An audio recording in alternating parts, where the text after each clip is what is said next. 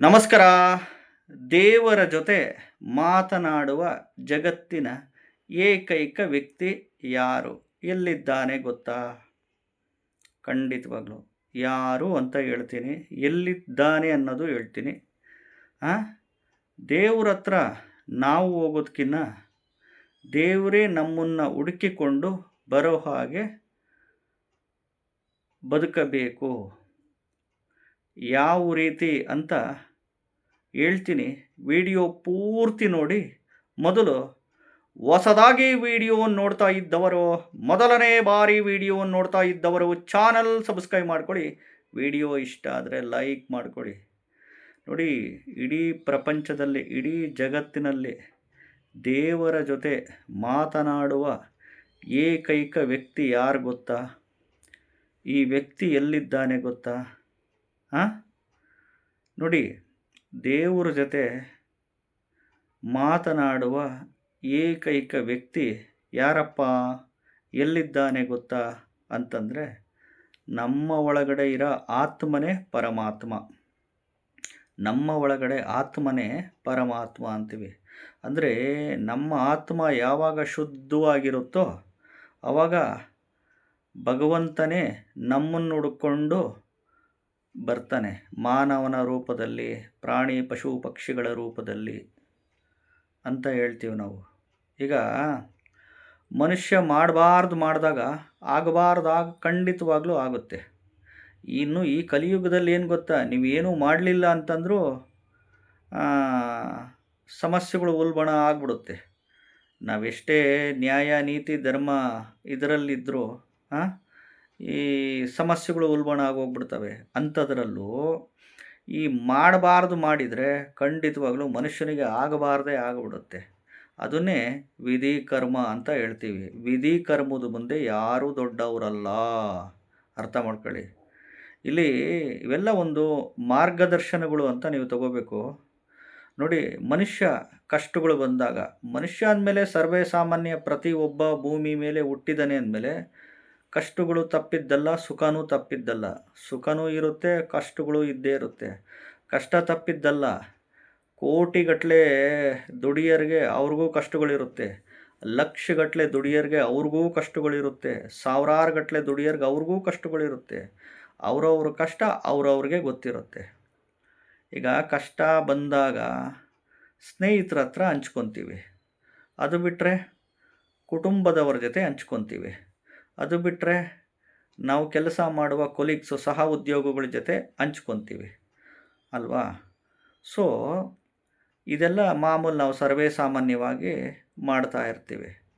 ಈಗ ದೇವರ ಜೊತೆ ನಾವು ಮನಸ್ಪೂರ್ವಕವಾಗಿ ಒಳ್ಳೆ ಮನಸ್ಸಿನಿಂದ ನಮ್ಮ ಆತ್ಮನ ಶುದ್ಧವಾಗಿಟ್ಕೊಂಡು, ನಮ್ಮ ಮನಸ್ಥಿತಿ ಸರಿ ಇದ್ದು, ನಮ್ಮ ಒಳ್ಳೆ ಮನಸ್ಸಿದ್ದು, ನಮ್ಮ ಆತ್ಮ ಶುದ್ಧವಾಗಿದ್ದು, ನಾವು ಶುದ್ಧವಾಗಿದ್ದು ಭಗವಂತನ ಬೇಡ್ಕೊಂಡಾಗ, ಕಷ್ಟದಲ್ಲಿ ಇದ್ದಾಗ ಭಗವಂತ ಯಾವುದೋ ಒಂದು ರೂಪದಲ್ಲಿ, ಮಾನವನ ರೂಪದಲ್ಲಿ ಬಂದು ಖಂಡಿತವಾಗ್ಲೂ ಸಹಾಯ ಮಾಡೇ ಮಾಡಿಸ್ತಾನೆ.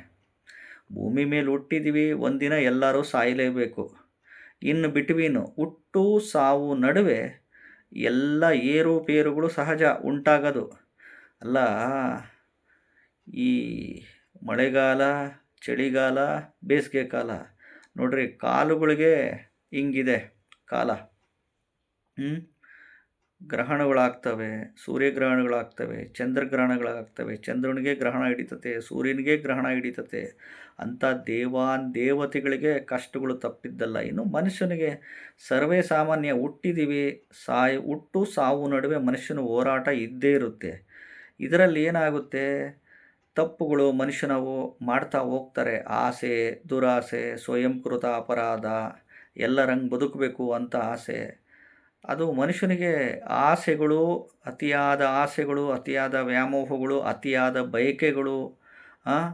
ಯಾಕೆಂದರೆ ಕಂಪ್ಯಾರಿಸನ್ ಮಾಡ್ಕೊತೀವಿ, ಅವ್ರಂಗಾದರೂ ಇವ್ರಂಗಾದರೂ ನಾವು ಹಂಗಾಗಬೇಕು ಅಂತ. ಸೊ ಅಲ್ಲಿ ಕಂಪ್ಯಾರಿಸನ್ ಮಾಡ್ಕೊಂಡಾಗ ಆಸೆಗಳು ಹುಟ್ಟುತ್ತವೆ. ಆಸೆಗಳು ಹುಟ್ಟಿದಾಗ ಮನುಷ್ಯ ಏಳಿಗೆ, ಅಭಿವೃದ್ಧಿ ಕಾಣಬೇಕು, ಉನ್ನತ ಮಟ್ಟಕ್ಕೆ ಹೋಗ್ಬೇಕಂತ ಕನಸು ಕಾಣ್ತಾನೆ. ಬಟ್ ಆದರೆ ಭಗವಂತನ ಆಟನೇ ಬೇರೆ ಇರುತ್ತೆ.